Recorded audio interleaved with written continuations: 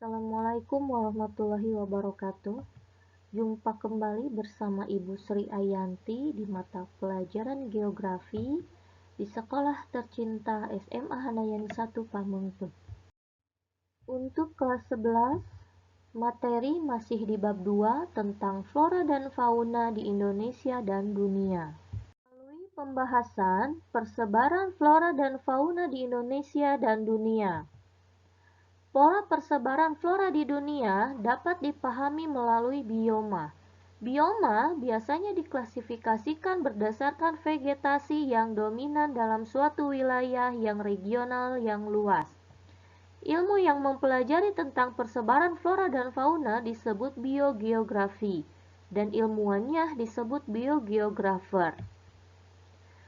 Meskipun tidak ada klasifikasi tunggal zona vegetatif yang disetujui oleh semua biogeografer dan ahli ekologi, ada variasi zona yang diakui oleh kebanyakan ahli, di antaranya tundra alpin dan arktika, taiga atau hutan boreal, hutan gugur beriklim sedang, hutan selalu hijau subtropis, padang rumput beriklim sedang, gurun dan semi-gurun, lalu hutan gugur tropis.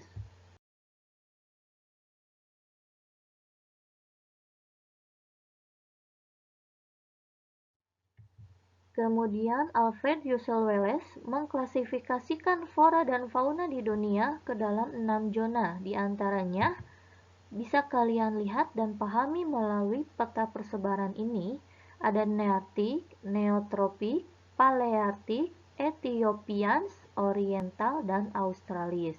Masing-masing memiliki jenis flora dan fauna yang berbeda. Kepulauan Indonesia merupakan pertemuan antara lempeng Asia dan lempeng Australia. Kondisi ini berpengaruh pada keanekaragaman flora dan fauna di Indonesia. Persebaran flora dan fauna di Indonesia dibagi berdasarkan pengamatan yang dilakukan oleh beberapa ahli zoologi, yaitu Alfred Russel Wallace, Max Carl Wilhelm Weber, dan Richard Lydekker. Flora dan fauna di Indonesia bagian barat disebut tipe Asiatis. Pembagian hewan tipe Asiatis dibatasi oleh garis Wallace. Di sebelah timur garis Wallace terdapat wilayah dengan persebaran hewan yang mirip dengan wilayah Asia dan wilayah Australia, sehingga disebut wilayah peralihan. Pengamatan ini dilakukan oleh Weber, sehingga batas timur wilayah ini diberi nama garis Weber. Sebelah timur garis Weber didominasi oleh hewan yang mirip dengan hewan di benua Australia, sehingga disebut tipe Australis, dan dibatasi oleh garis Lydekker. Persebaran flora dan fauna di Indonesia bisa kalian perhatikan melalui peta persebarannya. Di sini ada Indonesia bagian barat, bagian tengah, dan bagian timur. Indonesia bagian barat berarti tipe Asiatis yang meliputi Pulau Sumatera, Jawa, dan Kalimantan. Kemudian peralihan meliputi Pulau Sulawesi dan Nusa Tenggara. Lalu adapun bagian timur Australis yaitu Maluku dan Papua Nugini yang dibatasi oleh garis Wallace dan garis Weber. Kemudian, konservasi flora dan fauna di dunia dan Indonesia. Konservasi ini berarti usaha perlindungan, usaha pelestarian hewan dan tumbuhan. Kerusakan flora dan fauna di Indonesia antara lain disebabkan oleh berbagai faktor, seperti pengaruh evolusi, perusakan oleh manusia, dan bencana alam. Konservasi sumber daya alam hayati dan ekosistemnya dilakukan melalui kegiatan-kegiatan berikut. 1. Penetapan hutan lindung sebagai upaya perlindungan sistem penyangga kehidupan.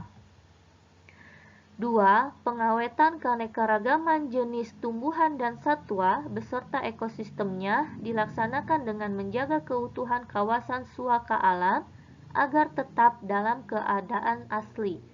Kawasan suaka alam terdiri dari cagar alam dan suaka marga satwa.